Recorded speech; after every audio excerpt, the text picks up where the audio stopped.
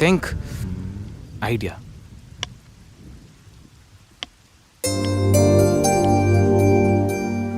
సంధ్య, హా? సంధ్య, ఏంటి? నాదో చిన్న రిక్వెస్ట్. అనుకున్నా గణేష్, నీ మౌనానికి అర్థం నాకు తెలీదా? ఏదో ఉంది, చెప్పు. అది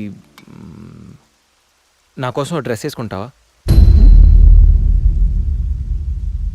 ఏం డ్రెస్?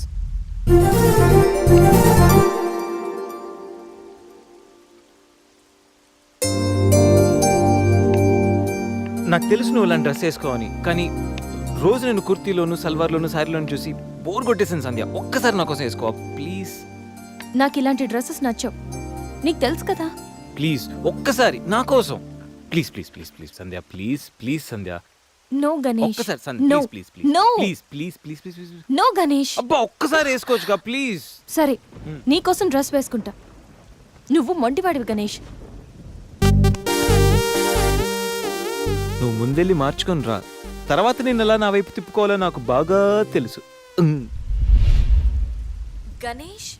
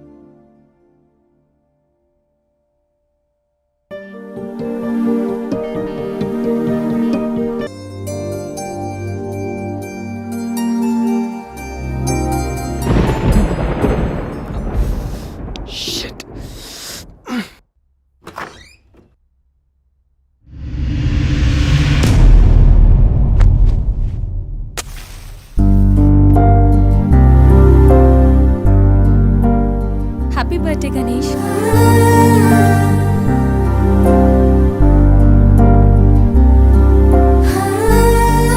రా Ganesh.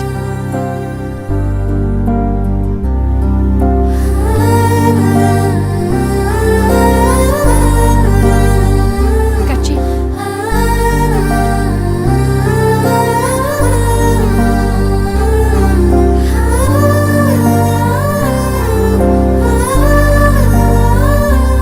Happy birthday Ganesh. Many many happy returns of the day. Come.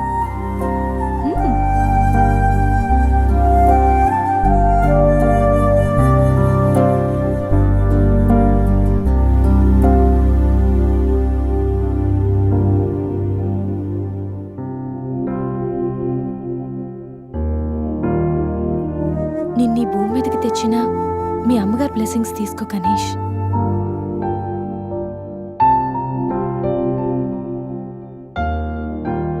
ఎవరి పుట్టినరోజైనా స్టార్ట్ అయ్యేది అమ్మతోనే కదా.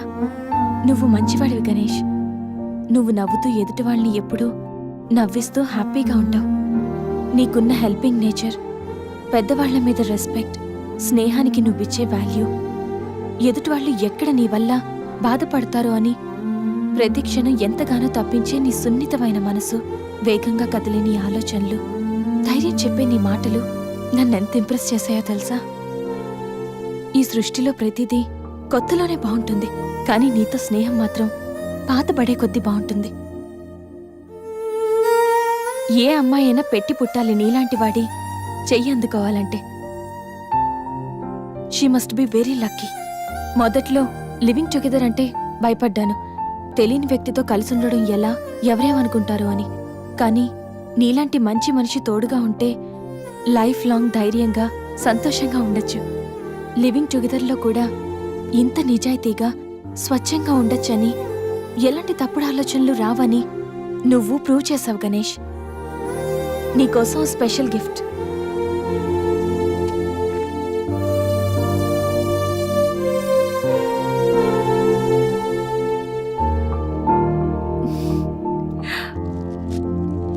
Many more happy returns of the day. నువ్వెప్పుడు హ్యాపీగా ఉండాలి గణేష్.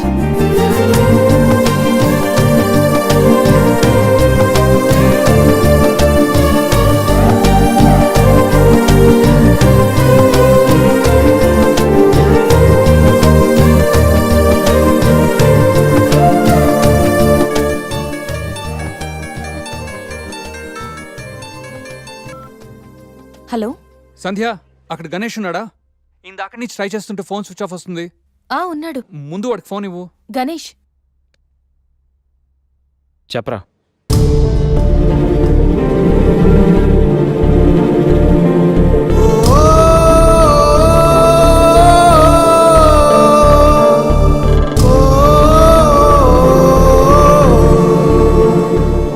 అడికి అసలు మైండ్ లేదురా. రే గణేష్, ఏమైందిరా? ఏం జరిగిందో తెలియదురా. నేను రూమ్కి వెళ్ళేటప్పుడు బెడ్ మీద పడున్నాడు. చేతిలో స్లీపింగ్ పిల్స్ బాటిల్ ఉంది. స్పృహలోకి వచ్చాడు రా. రా.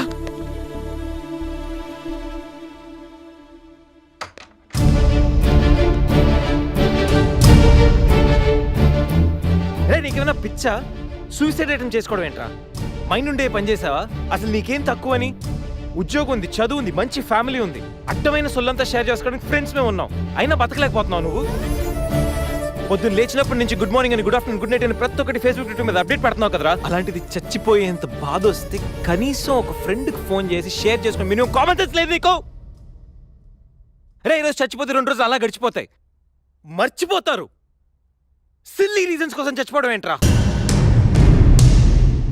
నేను ఆర్డినరీ అంటరా, యూజ్ అండ్ త్రో కేటగిరీ అంట. తన పేరు కావ్య. ఫేస్బుక్ లో కామన్ ఫ్రెండ్ ద్వారా పరిచయం అయింది. అతి తక్కువ రోజుల్లోనే మేము ఇద్దరు బాగా క్లోజ్ అయ్యాం. మంచి గర్ల్ ఫ్రెండ్ కోసం వెయిట్ చేస్తున్న నాకు కావ్య గాడ్ గిఫ్ట్ లా అనిపించిందిరా. తను ప్రపోజ్ చేశాక మీ అందరికీ గుడ్ న్యూస్ లో సర్ప్రైజ్ చేద్దాం అనుకున్నాను రా. 2 days బ్యాక్ తను కలుద్దామని.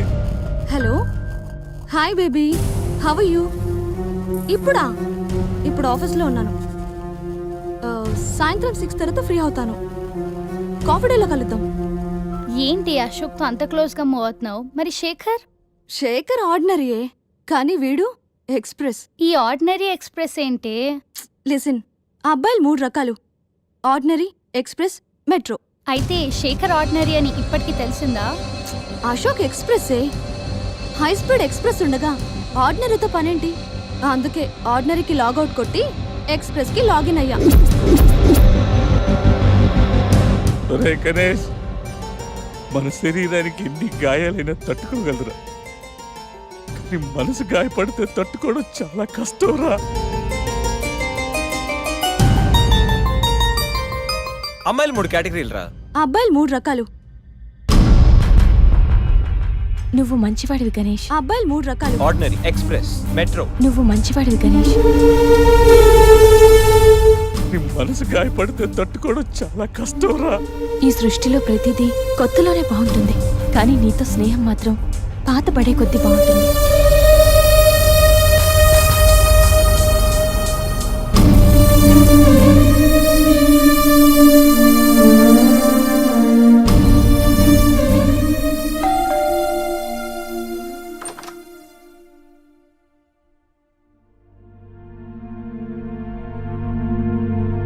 ఇప్పటి వరకు ఏమైపోయావు? ఎక్కడికి వెళ్ళిపోయావు? ఎంత కంగారు పడ్డానో తెలుసా? ఫోన్ చేస్తే నీ సెల్ స్విచ్ ఆఫ్ లో ఉంది. రవి గీతలు అడిగితే రాత్రే వెళ్ళిపోయాడని చెప్పారు. నైట్ అంతా టెన్షన్. కనీసం ఒక్క కాల్ కూడా చేయాలనిపించలేదా? లివింగ్ టుగెదర్ అంటే ఎప్పుడొచ్చినా ఎలా తిరిగినా పర్వాలేదనుకుంటున్నావా? ఇక్కడ నీకోసం ఒక పర్సన్ వెయిట్ చేస్తుంది. త్వరగా వెళ్ళకపోతే తను కంగారు పడుతుంది అని మినిమం కామన్ సెన్స్ కూడా లేదా? Shut up shut up shut up just shut up. Okay ఏంటి నా మీద అంత సీరియస్ అవుతున్నావు? నీకేం రైట్ ఉంది నా మీద అరవడానికి? నాకు 100 ప్రాబ్లమ్స్ ఉన్నాయి, 1,00,000 ఇష్యూస్ ఉన్నాయి. నేను ఎప్పుడంటే అప్పుడు వస్తా, ఎప్పుడంటే అప్పుడు వెళ్తా. అడగడానికి నువ్వెవరు? యా ఐ నో, రైట్ లేకపోవచ్చు, కానీ రెస్పాన్సిబిలిటీ ఉంది. రెస్పాన్సిబిలిటీ ఫీల్ అయితేనే ఏ రిలేషన్ అయినా బాగుంటుంది. ఒకే ఫ్లాట్ లో ఉంటున్నావు, నువ్వు త్వరగా రాకపోతే కంగారు ఉండదా? ఎందుకు కంగారు? నువ్వేమన్నా నా లవ్వర్ వా లేకపోతే నా వైఫ్ వా? అంటే నేను నీకేం కానా? No, not at all. And remember, నాకేమైనా నీకనవసరం. It's my life and my pain. Okay?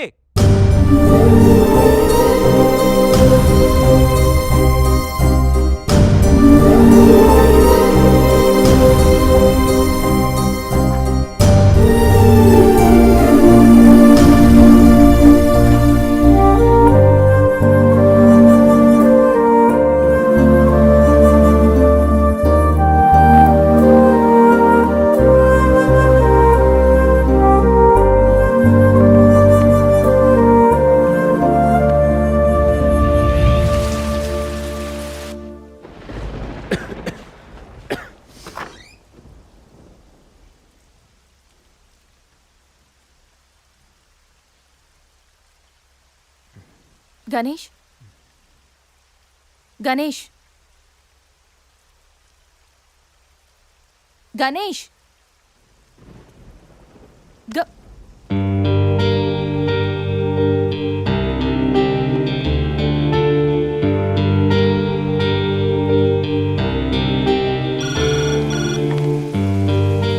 Hello, నేను 502 నుంచి సంధ్యని మాట్లాడుతున్నాను. గణేష్కి ఫీవర్గా ఉంది. డాక్టర్ ఎవరైనా ఉన్నారా? కొంచెం అర్జెంట్. సరే మేడం.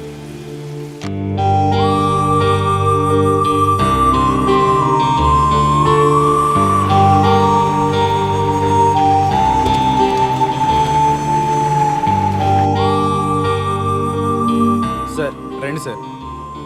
డాక్టర్,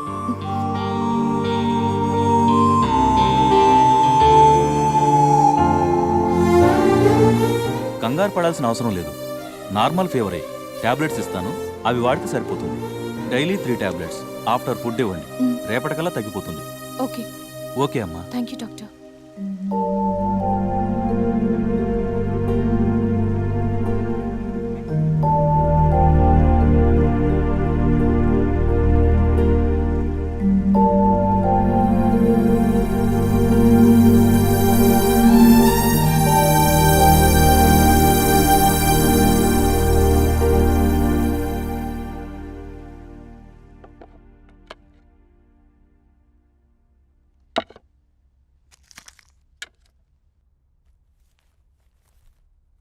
గణేష్, ఇప్పుడు ఎలా ఉంది?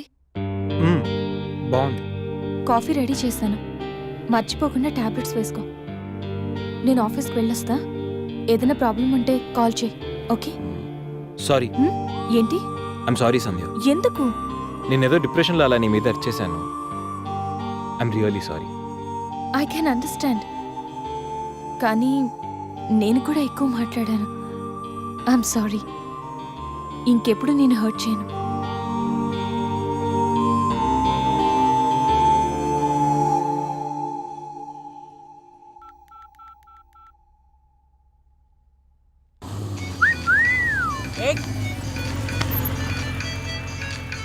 ఏమైంది మావా? ఎవరో ఫోన్ రా. ఏంటి శ్రీ, 15 డేస్ నుంచి ఫోన్ లేదు, SMS లేదు. ఎన్నిసార్లు ఫోన్ చేసినా రెస్పాండ్ అవ్వట్లేదు. Chill baby, I'm little bit busy. ఐటీలో రెసిషన్ వల్ల జాబ్ పోయింది. చాలా స్ట్రగుల్లో ఉన్నాను.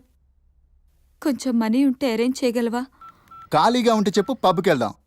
ఫ్రీగా ఉంటే చెప్పు, రిసార్ట్కి వెళ్దాం. అంతేగాని మనీ కోసం మాత్రం ఇంకెప్పుడు కాల్ చేయకు. సరియు, లైట్ ఆపు. ఏంటో పట్టపగలు కూడా లైట్లు ఇస్తున్నారు. ఏంటి రూపా?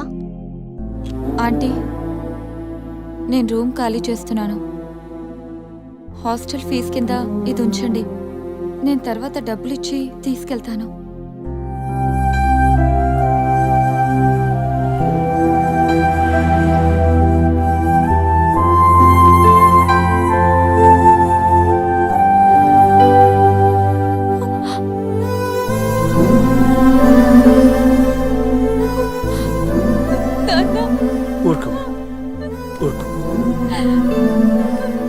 ఐటీ ఇండస్ట్రీలో భూములు రెసిషన్లో ఉంటాయి కానీ తల్లిదండ్రుల ప్రేమ కాదు. దా, అమ్మ ఎదురు చూస్తుంది. మన ఊరు వెళ్ళిపోదాం.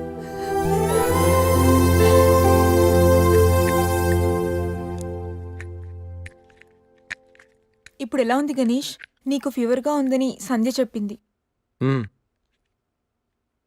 శేఖర్ గాడు ఎలా ఉన్నాడు? వాడు ఓకేరా, 2-3 డేస్లో డిశ్చార్జ్ చేస్తామన్నారు. ఇంకా ఈ వీకెండ్ ఎలా మిస్ అయింది కదరా? నెక్స్ట్ వీకెండ్ ఏం ప్లాన్ చేస్తున్నావు?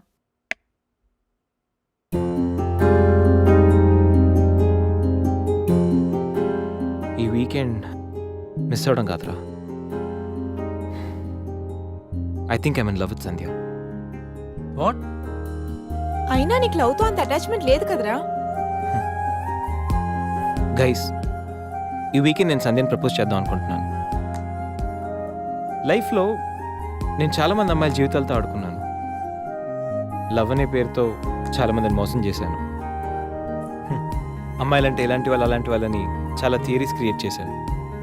కానీ అదెంత తప్పు, నేనెంత ఫూలిష్గా బిహేవ్ చేశానో మన శేఖర్ గారిని చూసిన తర్వాత అర్థమైందిరా. నా వల్ల ఎంతమంది హర్ట్ అయి ఉంటారు కదా. మన శేఖర్ గాడ్లా ఎంతమంది సూసైడ్ అటెంప్ట్ చేసి ఉంటారో తలుచుకుంటే నాకు నా మీద ఆశయం వేస్తుందిరా. కానీ నిజమైన లవ్ అంటే ఏంటో ఫస్ట్ టైం లైఫ్లో సంధ్యలో చూశాను. నిజానికి నేనైతే తనతో ఎంజాయ్ చేయడానికి లివ్ ఇన్ రిలేషన్షిప్లోకి లాక్కొచ్చాను. కానీ సంధ్య తనకు నా మీద నా అభిమానంతో, నా మీద నా నమ్మకంతో నాతో కలిసి ఉండడానికి ఒప్పుకుంది. సంధ్యని పొందడానికి నేను ఎన్ని ప్లాన్లు వేసినా తను మాత్రం నాలో మంచి మాత్రం చూసిన గొప్ప మనసురా తంది. నేను నా బర్త్డే అన్న విషయం మర్చిపోయి సంధ్యతో ఎలా ఎంజాయ్ చేయాలని ప్లాన్ చేస్తుంటే తను మాత్రం ఎప్పుడెప్పుడు 12 అవుతుందని కేక్ క్యాండిల్స్తో నా కోసం ఎదురు చూసిన ఆ క్షణం పూర్తిగా మారిపోయాను. Happy birthday Ganesh. నువ్వు మంచివాడివి గణేష్.